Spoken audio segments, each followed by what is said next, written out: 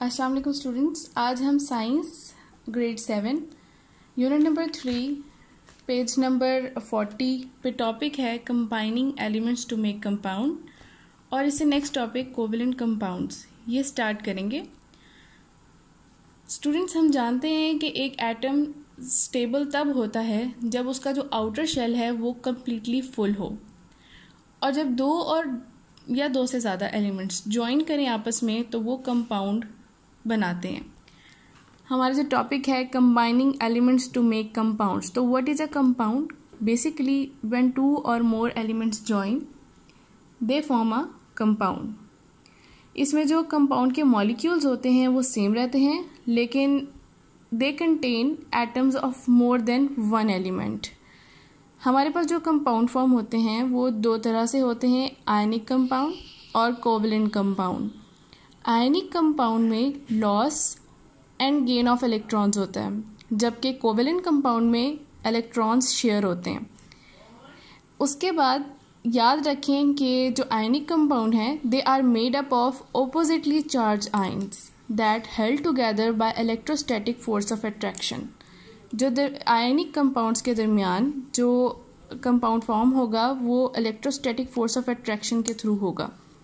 अब electrostatic force क्या है? इलेक्ट्रोस्टैटिक फोर्स अट्रैक्शन या रिपल्जन की ऐसी फोर्स है किसके दरमियान? दो इलेक्ट्रिकली चार्ज ऑब्जेक्ट्स के दरमियान।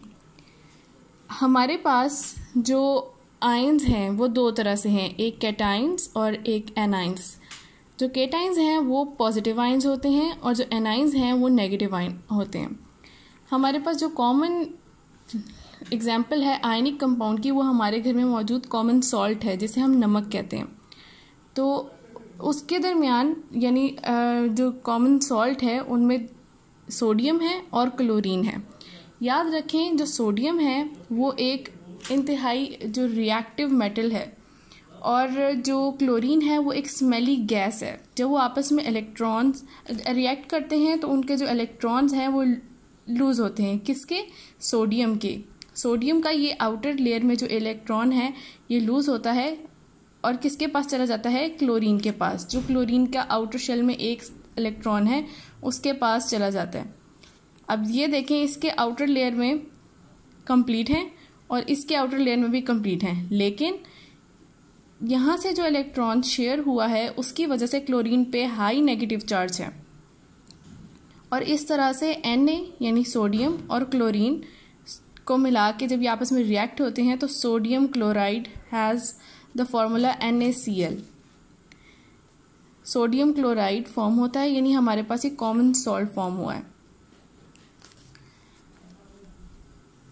अगर आप यहाँ देखें सोडियम एंड क्लोरीन, यहाँ पे ये कंप्लीट डिटेल्स जो मैंने अभी आपको बताई है लिखी हुई है, आपने ये रीड करनी है। Next example is magnesium and oxygen. याद रखें कि मैग्नीशियम और ऑक्सीजन के दरमियान भी आयनिक बॉन्ड होता है and magnesium oxide has the formula MgO। जो मैग्नीशियम ऑक्साइड फॉर्म होता है ये भी आयनिक बॉन्ड के थ्रू फॉर्म होता है और ये किस तरह से फॉर्म होता है कि ये देखें, अगर आप मैग्नीशियम के आउटर लेयर में दो इलेक्ट्रॉन्स हैं, मैग्नीशियम एटम लूजेस 2 इलेक्ट्रॉन्स। जब ये 2 इलेक्ट्रॉन्स लूज करेगा तो पॉजिटिव मैग्नीशियम आयन फॉर्म्स। ये पॉजिटिव जो मैग्नीशियम आयन है वो फॉर्म हो जाएगा और जो ऑक्सीजन को ये 2 इलेक्ट्रॉन्स मिलेंगे, ऑक्सीजन एटम्स गेन्स 2 इलेक्ट्रॉन्स, तो नेगेटिव ऑक्साइड आयन फॉर्म हो जाएगा।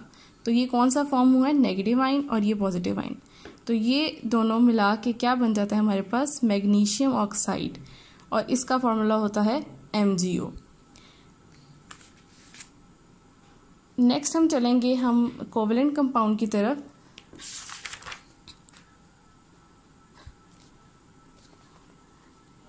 Another way that an atom can complete its outer shell is to share electrons with atoms. This sharing of electron is called covalent compound. Ionic compound में loss and gain of electrons है, जबकि covalent compound में share of electrons है। Basically हमारे पास इसकी जो common से भी कॉमन एग्जांपल है वो वाटर है, जो कि आपकी नेक्स्ट पेज पर दी गई है। A water molecule is made when two hydrogen atoms share their electrons with one oxygen atom. This gives each hydrogen atom 2 electrons and the oxygen now has the 8 electrons in the outer shell. अगर आप यहाँ देखें ये oxygen है और यहाँ इसके outer shell में ये 2 तो पेयर्स हैं जबकि ये 2 अलग अलग इलेक्ट्रॉन्स मौजूद हैं. हाइड्रोजन एटम के आउटर शेल में जब एक इलेक्ट्रॉन यहाँ और यहाँ इसके साथ शेयर हो जाएगा, यानी ये देखें आप हाइड्रोजन और ऑक्सीजन शेयर कर रहे हैं. इस तरह से हाइड्रोजन के पास भी कंप्लीट हो गया आउटर शेल में पेयर और ऑक्सीजन के भी कंप्लीट हो गए. 8 इलेक्ट्रॉन्स हैं अब इसके पास, 2 4 6 8, जैसा कि उसने लिखा था कि and oxygen has now 8 electrons in its outer shell. और इस तरह से हमारे पास 2 हाइड्रोजन और ऑक्सीजन का 1, तो ये हमारे पास वाटर फॉर्म होता है. प्रीवियस एग्जाम्पल जो यहाँ उसने दी हुई है क्लोरीन एटम की, तो क्लोरीन जो एटम्स हैं in the outer shell of chlorine atom there are 7 electrons, 3 pairs and a single electron. यहाँ पे आउटर जो शेल है उसमें कितने हैं 2 4 6, 3 पेयर्स हो गए और एक सिंगल यानी 7. सेम इसी तरह इस क्लोरीन एटम का भी है.